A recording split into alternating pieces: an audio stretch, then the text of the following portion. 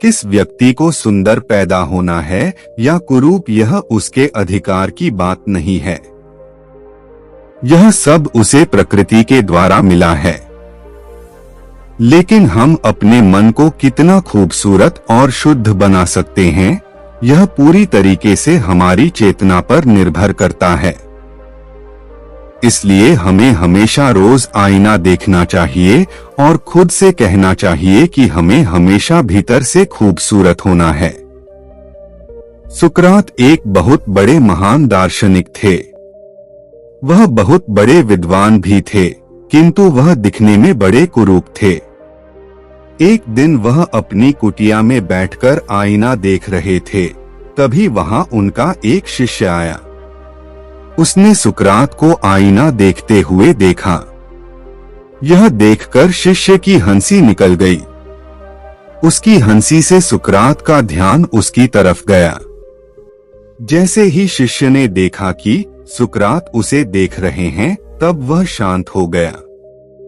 जैसे कि बताया गया है कि सुकरात विद्वान थे, तो वह शिष्य की हंसी का कारण भी समझ गए। फिर भी उन्होंने शिष्य से पूछा, क्या मैं जान सकता हूँ, तुम्हारी हंसी का क्या कारण है? यह सुनते ही शिष्य को लज्जा आ गई और उसने अपना सर नीचे झुका लिया। वह कुछ नहीं बोल पाया। सुकरात बोले, मैं जानता हूँ तुम यह सोच रहे हो कि मैं इतना कुरूप हूँ, फिर भी आईना लेकर खुद को देख रहा हूँ। क्या तुम मेरे आईना देखने का सही कारण जानते हो? शिष्य ने बड़ी धीमी आवाज में उत्तर दिया, नहीं गुरुजी।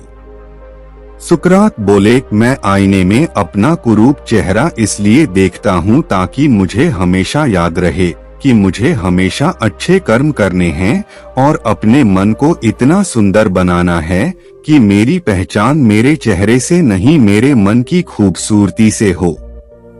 शिष्य बोला, गुरुजी, क्या सुंदर लोगों को भी अपना चेहरा प्रतिदिन देखना चाहिए?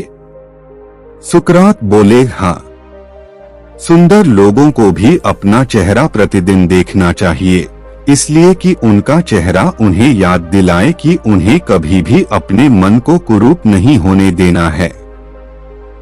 शिष्य बोला, गुरुजी, मैं अपने हंसने के लिए आपसे क्षमा मांगता हूँ।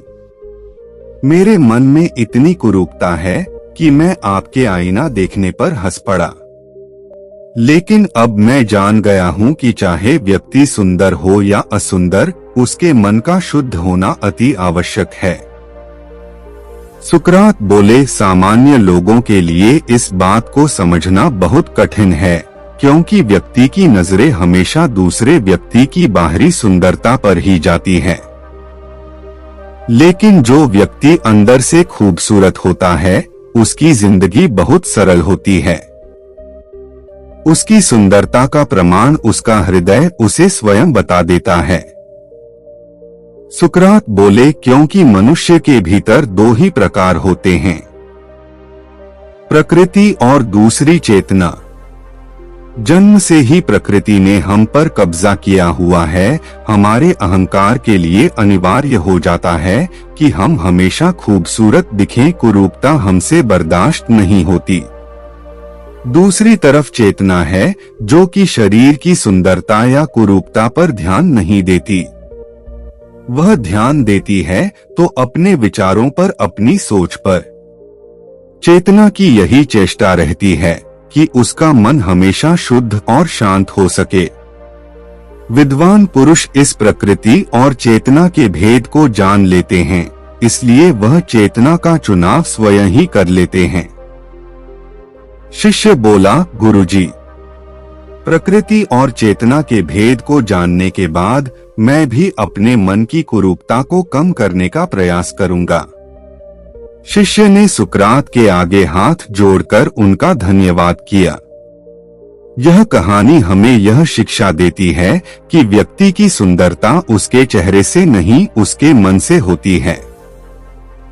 एक सुंदर व्यक्ति की तारीफ चाहे दुनिया कितनी ही कर ले, लेकिन यदि वह भीतर से सुंदर नहीं है तो उसके हृदय में हमेशा एक उथल पुथल रहेगी। और इसकी दूसरी तरफ अगर कोई व्यक्ति बाहर से सुंदर नहीं है लेकिन भीतर से सुंदर है तो उसका जीवन हमेशा सरल, सहज और सुकून से भरा होगा।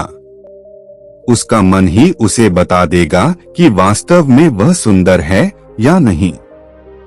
उम्मीद करते हैं आपको हमारी कहानी पसंद आई होगी और काफी कुछ सीखने को मिला होगा। कहानी के बारे में अपने विचार आप हमें नीचे कमेंट बॉक्स में कमेंट करके बता सकते हैं। बाकी अगर यह कहानी आपको अच्छी लगी हो तो इस वीडियो को लाइक करें और चैनल को सब्सक्राइब जरूर करें। तो मिलते हैं अगली वीडियो में, तब तक अपना ख्याल रखना। धन्यवाद।